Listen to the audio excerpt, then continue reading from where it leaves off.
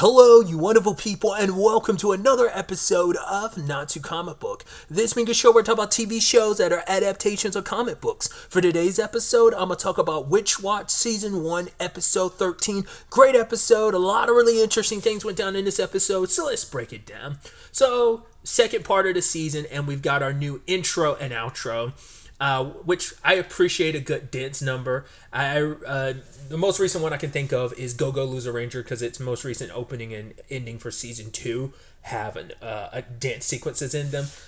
So I like that a lot. I think it's real fun. But also this introduced us to what's going to be another familiar in the house, I can only assume. And based on the context of the umbrella and the coffin, it's a vampire. It reminds me of if you've ever seen the show Being Human, because the premise of it is kind of like the beginning of a weird joke. So a vampire, a werewolf, and a ghost became roommates. That's literally the premise of that series. But it also reminds me, and I've been referencing this a lot lately, Rosario plus vampire. It's like Nico is in. Well, it's funny because there's no no one in the main crew is a human, but basically there's one human, Sukun, the main protagonist. He's surrounded because he goes to a school of monsters / yokai, and all the main characters surrounding him are monsters. So very similar to even though Nico's a witch herself, and there are two witch characters in Rosario plus Vampire, but in this case is she's the middle character and surrounded by all these supernatural creatures. I mean, she is surrounded by another witch, funny enough, because as I just mentioned, Rosario plus Vampire has 2 witches, but she has an ogre, a werewolf, a Tengu, and another witch, and soon to be a vampire too. So I'm like, oh, that's so fascinating, interesting. I'm curious to find the context of how those storylines cross, how he gets involved in the story. But either way, that's talking about the future. For now, let's focus on obviously the first part of this episode is about Keigo and them preempting and being very preemptive of removing all the crescent shaped things, because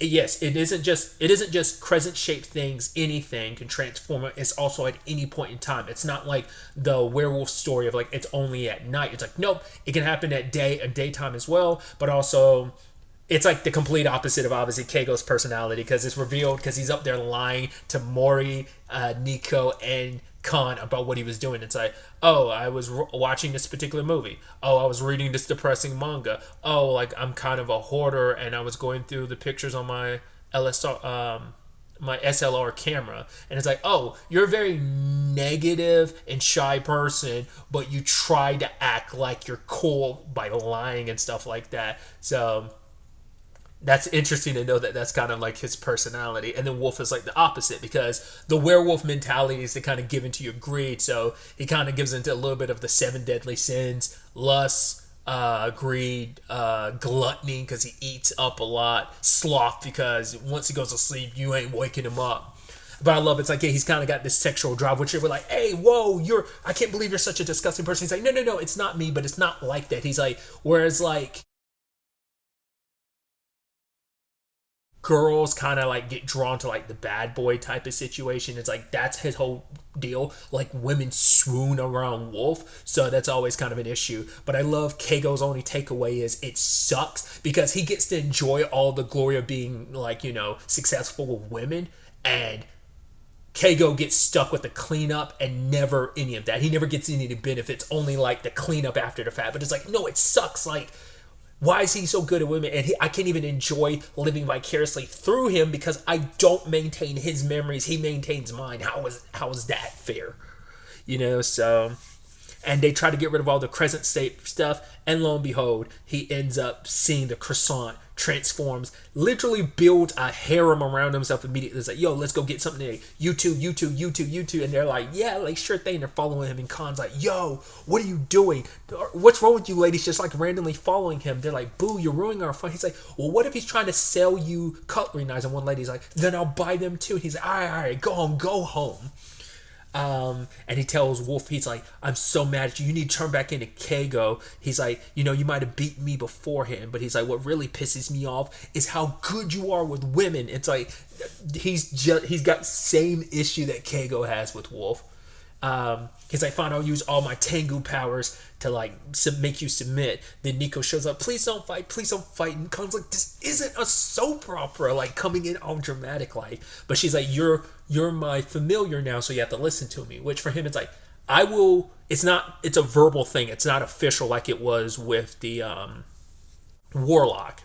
It's like, I will help protect you when the time comes. Other than that, I'm going to do whatever I want to because, I'm not going to let my freedom be taken from me. Which Nico's like, that's a fair point. It's like, wow, you caved immediately. But I think it's also like she herself has a lot of freedom herself, so she understands that, and she doesn't want to restrict anyone else from living their life and enjoying it. But then Morihito shows up and is like, yo, turn back into Keigo. He's like, okay. So he's submitting to Morihito in the regards of, alpha rules of you beat me, so I'll listen to you for now, but until I get the upper hand and beat you. So I'm listening to you now. But yeah, he might have this tough exterior. He was an enemy at once, but at the end of the day, he is a good guy because until Keigo became aware of him, he'd had to deal with bullies or an old man who was basically like looking at his mom's wheelchair with such disdain, like people he had issues with, he'd wake up and suddenly they'd be beat up and stuff like that. So it took a while before he found out about Wolf. So it's like, yeah, at the end of the day,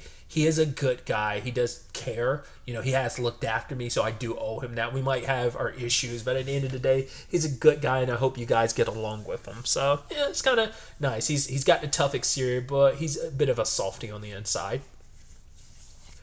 Second part of the episode, we have Nemu showing up because she's like, okay, like, especially after Morihito's victory against Wolf, and it's just kind of like solidified her wanting him even more as her familiar. And it's like, but I also kind of want him to pet me more, but it's like, that's even more difficult to ask for him to pet me more than asking him to be my familiar. It's like, oh my God, what am I going to do? So my solution is I'm going to show up as a cat and get some pets. But then she sees Keigo's there, and initially she doesn't know about Keigo's memory thing because she's like, oh my God, if Keigo's here, he must have told the others about me. And I love her imagining Morihito touching her and being like, oh, here you are, you little pervert, wanting me to touch you again. And she's like, and getting so embarrassed by it. She was saying like it's the equivalency of someone who looks sexy online basically having their real identity exposed. I was like, I understand the correlation and the parallel, but it's still like that's such a very specific example, but it is very apt in a similar manner, so I thought that was interesting.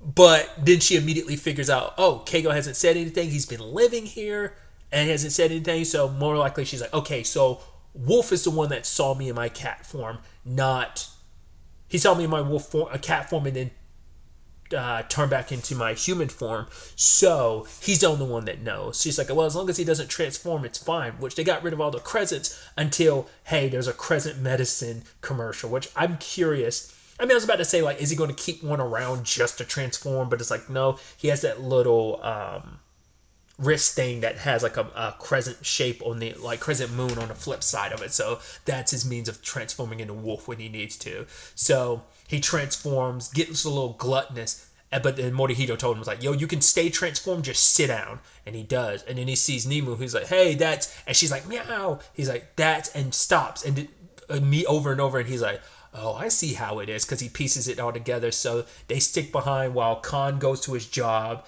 and Morihito and Nico go shopping.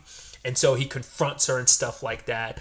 And she's like, oh, he's like, I can do whatever I want. She's like, no, of course you can't. Because he immediately figures out, like, oh, yeah, you got so caught up in getting pet by Morihito repeatedly. Now it's too embarrassing to admit who you really are. So you came to talk to me to try and make a deal so I keep my mouth shut. She's like, wow, you immediately nailed that. And he's like, well, feral instincts, her being an animal, him kind of being one as well. Like, I could sniff this situation now. So she's obviously worried about what he's going to do. And obviously, I forgot what the conversation was exactly, but she's like, oh, I not necessarily want Morihito, but it's like, I remember the touch of him. My body remembers his touch, and it's like, wow, you are a pervert. But yeah, his deal with her is, going forward, I want you to once a month show up here and make me transform into me, because my body will get stiff and weaken, because Keigo is going to go out of his way to not transform as much as possible. So, and he probably realizes Keigo will probably go very long time without doing it. So it's like, I need assurances that you'll transform me, because I can't rely on anyone else here to necessarily do it, because they'll have reasons to make me not transform. So it's kind of like this pact they've entered, but there's almost like this interesting intimacy to it, where it's like, first and foremost, him yanking her up in his arms like that, and she's like, oh my god, these are the arms I remember being asleep in these arms with the warlock, and she's imagining him taking off with her, being chased by the warlock, which obviously is not what that scenario was at all. You even have him in like this kind of animal like skin and fur on himself. It's just like, she's, obviously she has a very romanticized notion of love and getting swept, fantastical like romanticization of love and stuff like that. So it adds its intimacy to it as well, where it's like, oh, we have this big secret between us and stuff, which makes it kind of like, ooh, nice and daring and secretive. So yeah, little deal between them. And as the narrator says, like, oh, Nimue stuck between Morihito and Wolf, kind of that whole scenario continues going forward. So, and then finally we have the situation with Nico wanting to learn how to cook, which the others are hesitant to do that, because every time she cooks something it comes out like slime. Correct me if I'm wrong. Are those supposed to be Dragon Quest references? Like, that's immediately what I come to. I mean, obviously it's like slimes are the mascot of the Dragon Quest games.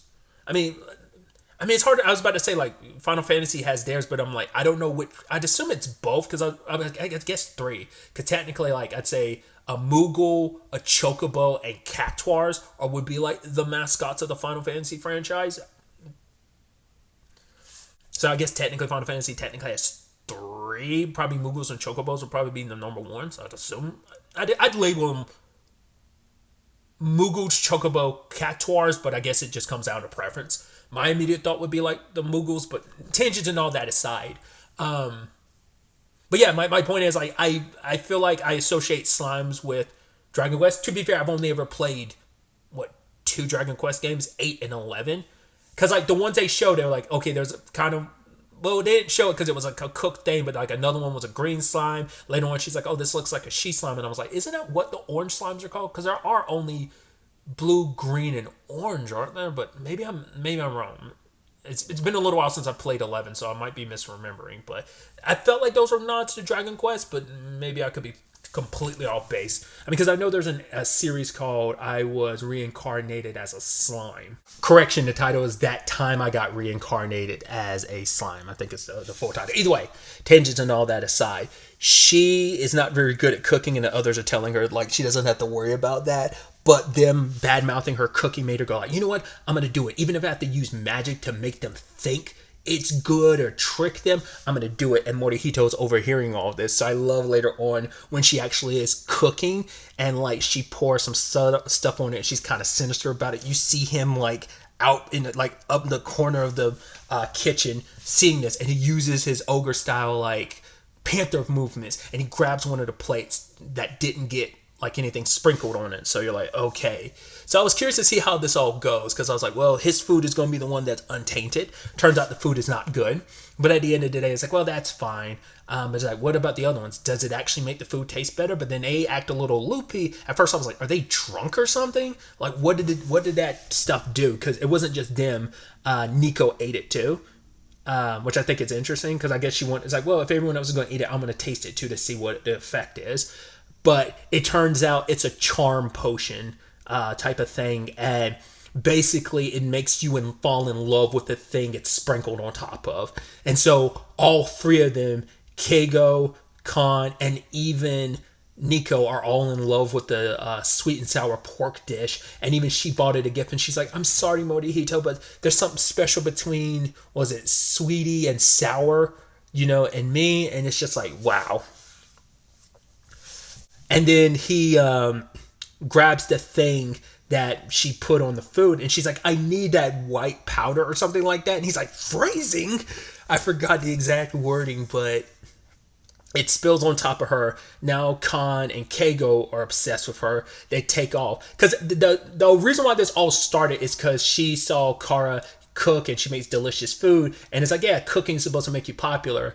But Kara's like downtrodden because it didn't make her popular. Nico, obviously the one person she wants to make her, like, she wants to notice her more. Morihito is like her main motivation for it. And so, but the problem is they're flying around on a broom. It's spreading across the city. And now everyone that's sniffing it or inhaling this is now in love with her, which she's like, oh, I guess I'm popular now. It's like, don't like spin this into a positive thing. So now they have to hide out so they don't infect even more of the city. And now the entire mob is like this like kooky like love zombie situation after Nico. But the only way to, because we find out how this spell came about is because in the past a witch used this spell to enchant like 7 men that she was into. And even Morihito's like, wow, like the witches back in the day were just kind of like, oh, the fact is a witch back in the day would have that mentality is kind of interesting. But the only way to break the spell is that basically the witch has to get a kiss from one of the several of people. Basically, it's like once the witch has chosen someone, they have to kiss the witch so that it breaks the spell. Because it's like, okay, like it's no longer like a love game. Now I've chosen my person, so the spell dispels. And he's like, all right, fine. And immediately kisses her on her cheek. Because she was thinking about like, oh, yeah, kiss me on the hand. Very romanticized. But like a kiss to the cheek broke the spell. And she's freaking out because she's like, oh my God, you kissed me on the cheek. And Khan or Keigo like, whoa, what's up with that? But he's like, dude, we used to do that all the time as kids, so it doesn't matter. And for Nico, it's like, well, now that she thinks about it, she did the same thing to him. But for her, it's like, did it really just mean nothing to him? It's like, wow, he really has a heart of steel. Because for her, it's like, he could have just kissed me on the hand. In fact, that's kind of what she would have preferred. But still, like, the kiss in general was like, nice. I mean, I guess there's some end result of like, right, you didn't fully get Morihito to notice you more, but you can make the argument you did, because now he's stressed out now because he's like, well, I've got to focus on my health management, but I've got to stay focused because I can't let my guard down even for a second around Nico, because it's like, yeah, we went through all this hectic stuff. But I also wonder on some level, could it also be like, no, kissing her did have more an effect on you than you thought? It could be both, and you're just like latching on to, hey, it's just because of the hectic nature of everything, I gotta keep focused. But like his stressed out eyes at the end of the episode are wild. But yeah, like eventually Nico's going to finally, I mean, slowly but surely he's starting to discover how he feels about Nico, but he's not quite there yet to quite figuring out. It's not as obvious as it is with Nico. Like Nico, it's super clear how she feels. Abundantly clear, but Morihito is going to be more of a journey for him to feel comfortable enough to kind of let that guard down even more than he already has, because he's been chipping away at little by little, being a little more expressive in a lot of capacities, especially around Nico. So yeah, once again, just another great fun episode. I'm excited to see where the next episode ends up taking us going forward. It seems like it's going to center around our favorite manga otaku teacher again. Seems like she's going to be the focal point of it, specifically that manga that she's like a major fan of. So it seems like the episode, I don't think it's a multiple thing episode. I think it's just one episode, probably mainly circulating around her again, but we'll see. But yeah, I'm excited to see what happens next, continuing with the second half of Witch Watch. But really, that's all I wanted to talk about. Till the next time we meet, be happy, be safe, live life to the fullest, and enjoy it. Good day and goodbye.